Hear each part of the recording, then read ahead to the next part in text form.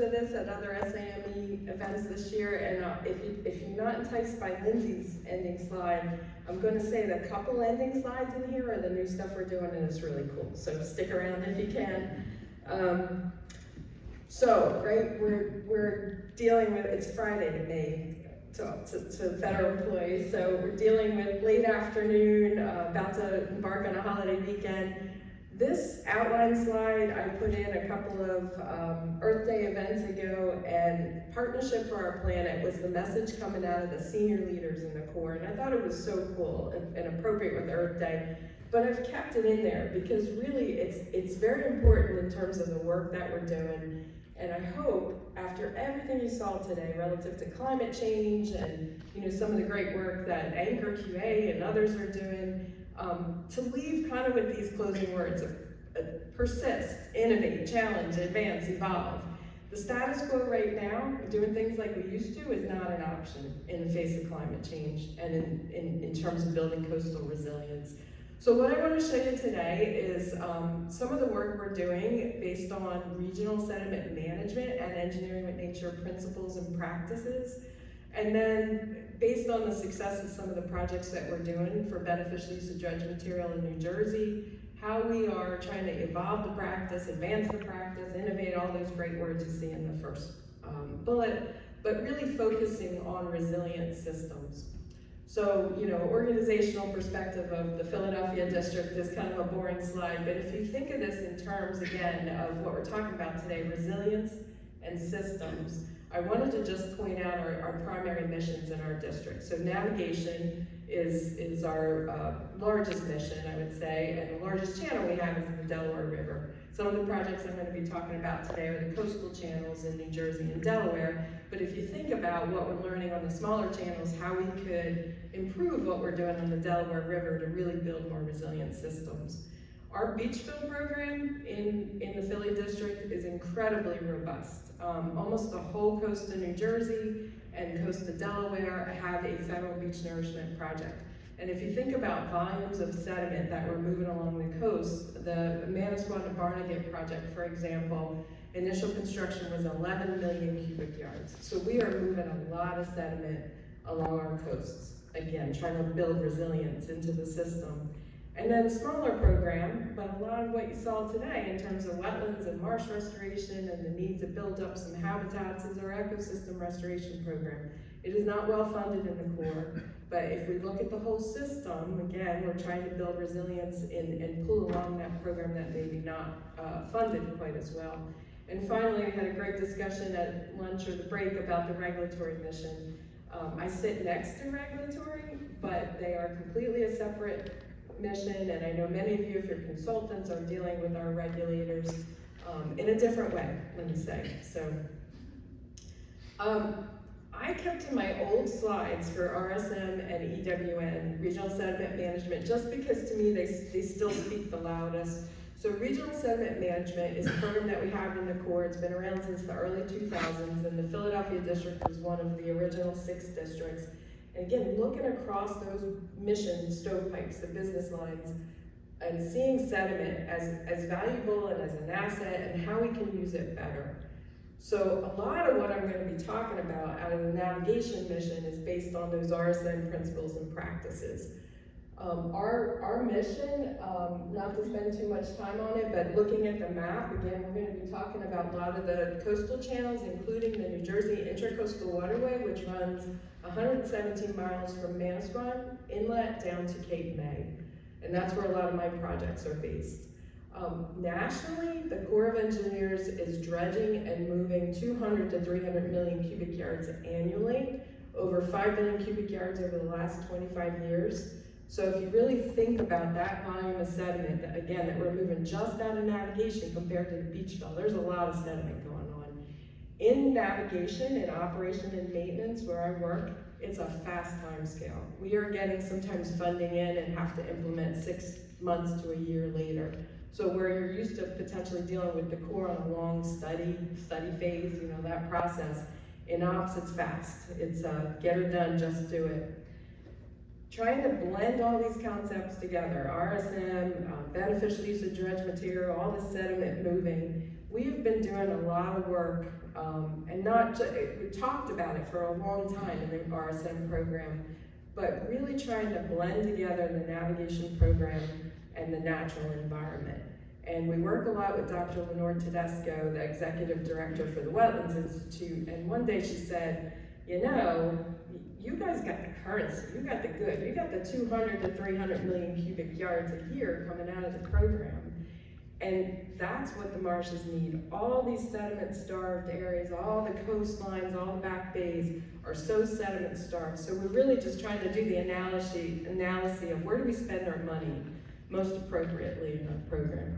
And that's really a challenge to change some of the way we had been thinking in the Corps of Engineers. You know, that upper box of a CDF on the marsh, you've heard some about that today, and not confining the material anymore, not doing the easy thing and just throwing it away, but to use it creatively and innovatively on some of these systems. And that is changing some practice of the past. I know you just heard a lot about EWN, so I won't dwell on it. This is one of the original slides coming out of EWN, and you can see all those little emblems there speak to me, because we are really just, again, through different R&D programs that are coming out of the Engineering Research and Development Center to think about ways to do things better, to do the Corps of Engineers practice better based on science and other principles that we need to understand better.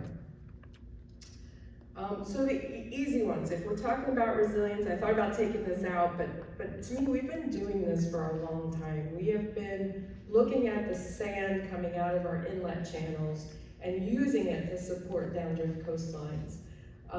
In nearshore nourishment approach. We didn't always call it that, but we've been doing it for a long time and supporting those coastlines.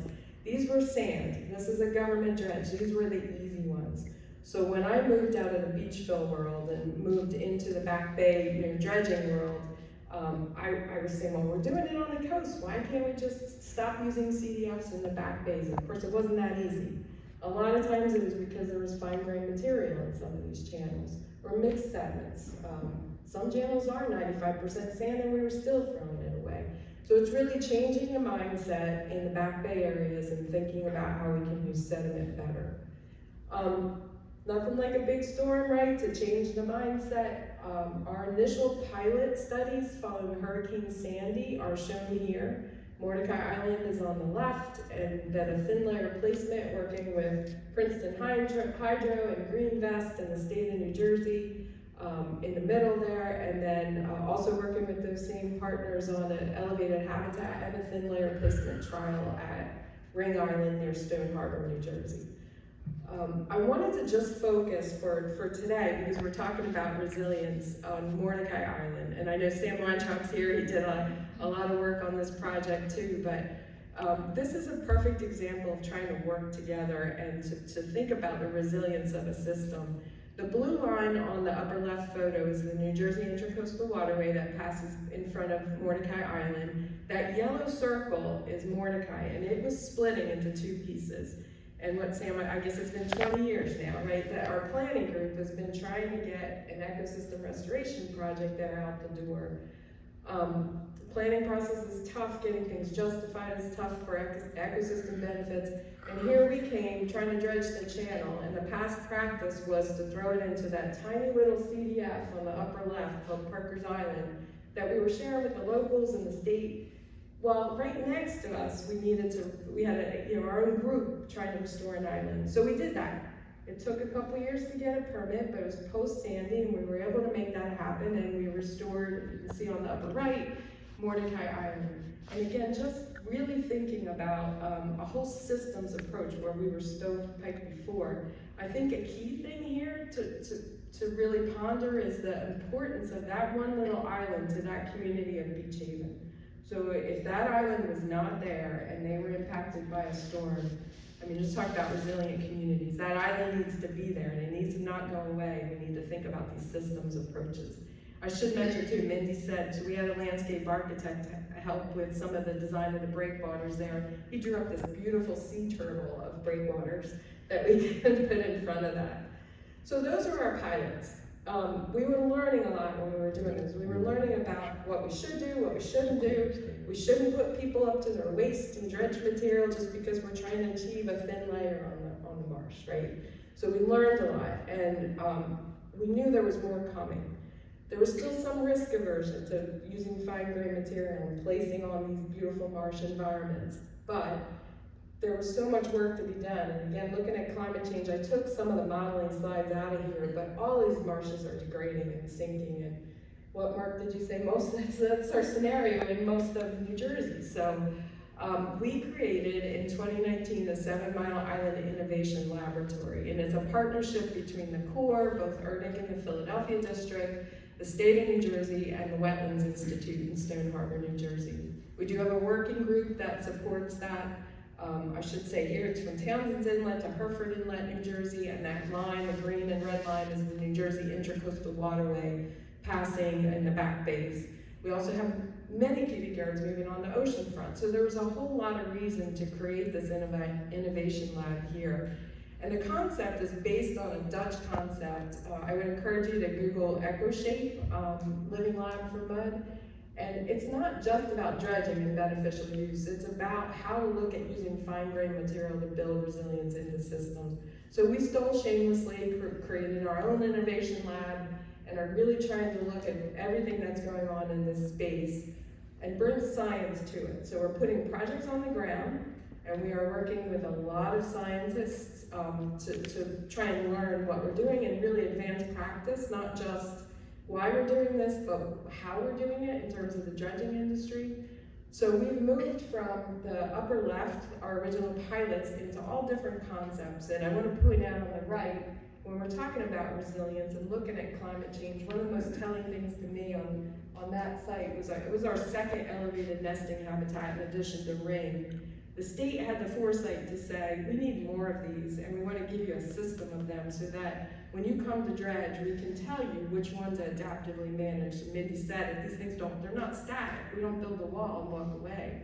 So that was their foresight. But when we got out there, that yellow circle was the only high marsh left on that entire marsh platform. And I'm an engineer, I'm not a biologist, but I'm out there with Dr. Tedesco all the time just learning about these things. So when we dug that channel in the 1940s and threw the material up on the marsh, which was taboo for many years recently, that is the only piece of high marsh left. And that was very telling to me. We are innovating techniques. The bottom left is Tim Welp, who unfortunately we lost, but he came up with all these techniques. Well, what if we punch holes in the dredge pipe? Can we spread it out? Can we separate the fines? And really look at different techniques. We've incorporated a Y valve into almost every one of our projects, and that splits the dredge material and allows us to basically put attachments on the end of each and maybe shut one side down and let the dredge material rest, or go out of both sides of the pipe, but spray on one and you build a mud flat down into the water with the other. So we're innovating techniques, and then to point out one of our newer projects, the Gull Island project, this project was so under-engineered, should I say. This was letting the natural landscape move the material. So we were using the channels there, we pumped the dredge material, it flowed, and we had some idea of where it was going to go, but we didn't know everything, and then we adaptively managed that placement. This project has recovered within 1 to 2 years for the most part. We're getting great habitat out there. It's really, really a success, and I could talk about it for hours. I gotta do a shout out to Brian Harris. Raise your hand, Brian. That's him knee deep in mud. Brian's up for 4 months doing a detail with us in Philly District, and he's been one of the key researchers coming out of our R&D lab. There are over 30 different researchers, including universities, Boston College, University of Penn, working in this space with us. I don't usually fund a lot of it. They are bringing their projects, their R&D money to these spaces. We're building the projects and they're teaching us things about what we're doing. And that's both the environmental side and then more importantly to us, the sediment side. How does the sediment behave? How can we place it more effectively? I know you can't see all this, but we're leaving the slides. our goal is that as we're doing some of this research, we're studying turbidity, we're studying the impacts of dredged material on bed depths, that we can then share it with all of you that have to come to our core regulators and other regulators to get permits, and you can say, no, look, I have a paper on turbidity where they proved this. So we're trying to do some science that we can then share with the communities and the states to be able to use that information. So we have some overarching references too, which again, you can look those up on what we're doing in the 7 Mile Island Innovation Lab, and then the other references I think can be applied to dredged material throughout the state and then in other regions. So this is some of the work I'm really excited about coming up now. Most recently in the Innovation Lab, we worked with the state of New Jersey. This is a concept I've been thinking of for 10 years, but if you can just nourish the marshes in small bursts of sediment, it wasn't my phrase, but words matter, fertilize the garden with sediment, to where you're not doing these big construction projects, but you're just doing small bursts of sediment. That would be an amazing form of resilience to these systems, right? They're not taking an impact, but they're getting the sediment that they need. So this is the government dredged merit. It's homeported out of Wilmington, North Carolina. I've been talking with their port captains for about 10 years on doing this, and we finally approached the state of New Jersey and said, we want to try this. It's open water placement. We're not sure where it's going to go. And they said, okay, do it in the SMIL lab, the SMIL vicinity, because you already have so much data there. And that's what you see here. There's 2 little boats, one from the Wetlands Institute, one from Boston College and Philly District, monitoring turbidity. They were monitoring the plume both vertically, stopped, and then running the plume about a foot down into the water. And for anybody that's getting pushed back on turbidity, I can just tell you that out of this, we haven't written it up yet, we proved their turbidity dropped back out to background within hours.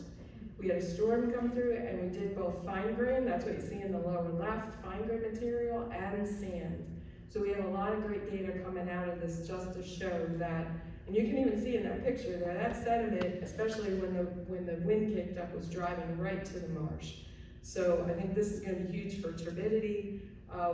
This is a great example of another project we have coming up, working with the University of Pennsylvania, the Wetlands Institute, and now with the U.S. Naval Academy and ERDIC. There's a big team working on this project where we are going, that blue circle is the Wetlands Institute, the land adjacent to it is state wildlife management land. You can see that marsh is just underwater. And if you talk to Dr. Tedesco, she's been saying the last 2 to 3 weeks, she's never seen it this bad. So that marsh is just going under, and we are going to start building some resilience into that marsh using dredged material pumping from the New Jersey Intracoastal Waterway. Couple other things, scaling up and over. This was and continues to be our awarded 2016 Section 1122 pilot project. There were only 10 awarded in the country, and we were lucky enough to get one of them. I can brag, we're the only one constructed officially so far. And it had 2 phases. One was island building. So if you thought about Mordecai Island, how do you best build an island? And that's what we're intentionally trying to do in Barnegat Bay now, is build a new island from scratch. And on the right side, we're doing a nearshore placement along Harvey Cedars, which is a beach fill that gets renourished every 7 years, but there's a hot spot. So can we do a beach nourishment project with a nearshore placement, not a direct placement, that actually helps that? Here's some pictures of our island building. We did 2 lifts so far, and the island built great. Boats are pulling up. It's a great party island until it's going to have habitat on it, and then it's not going to be a party island anymore. We're doing a 3rd lift this year, starting I think in July and August. And here I'm going to give another shout out to Brian, because he worked on this team that studied our nearshore placement at Harvey Cedars, that hotspot area. And this worked, I think, much better than I expected over the year.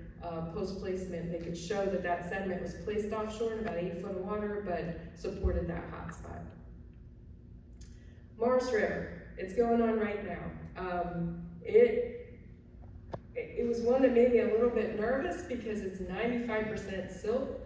Most of our material, like Gull Island, was about 40% sand, 60% silt. This one is all silt. Our goal of this is to restore really a piece of degrading shoreline along a really eroding Delaware Bay area. and it's also for an economically challenged community. They had not been dredged since 1996. Before that was 1925. They've got oystermen out there. They're trying to develop shipyards. And so really the need to give them a dredging event, but not haul the material all the way down into Cape May CDF, which is what we did in 96, to get the cost down. And that's what we started 10 days ago. So this one, because of all the fines, we did incorporate a turbidity curtain into the placement. So you can see along here, this is the Heislerville Dike. It's one of our placement areas. The second placement area is to try and restore Northwest Reach, which is this big piece of marsh that came out and protected the dike, but has eroded away. So we're using core logs. We're using the natural grasses in this area, the dredge pipe. Yep, you can see right here where the discharge pipe is, coming 20,000 feet from the channel. We're using core logs, the natural grasses, and hay bales, and then ultimately the turbidity curtain to knock down the material. I went out really nervous the first day. 10 days later, it's building. I don't know. I think there's Martian beneficial use gods out there with us, because some of this stuff shouldn't be going as well as it is. And even the things that are maybe not so much mistakes, but unintentional, end up going well. And I think that's just working with nature, right? So we have to adaptively manage while we're working in nature, but also nature's kind of moving material where engineering with nature. Engineering with nature, yes. Gotta get my terms right. Salem River is coming up. That's another big one for us. That's 200,000 cubic yards in Sapana Meadows National Wildlife Refuge out of a deep draft channel. So that's a big one for us, and that should be starting hopefully next summer. Last couple slides. So operational lessons learned, just to have a few. We've got a lot of lessons learned. Some of them are in that paper. Understanding the sediment, understanding the constructability up front, I think is really key. I had on here strong purpose and need.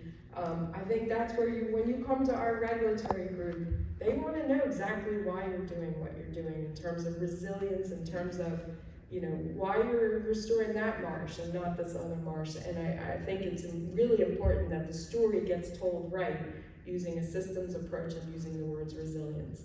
Moving forward, how to adaptively manage and be flexible during these placements has been really key for us. That's some contract strategy, but it's also very flexible designs. If you over-design something, you over-engineer, you get too prescriptive with it, it's not going to go the way you think it's going to go, and then you're left, what do I do now? So really thinking ahead, that flexibility up front. And just to close out, some of the thoughts and again, taking them away. Status quo is no longer an option in the face of climate change. We got to be doing something. Some of these things are scary to the regulators, but stay persistent, stay innovative, evolve the practice, challenge what we're doing if you think it's in the right interest for building resilience in that system. We set our bar a while ago beyond the Chief Spellman's 70% by 2030 bar, and we want to be at 100% in coastal New Jersey by next year maybe.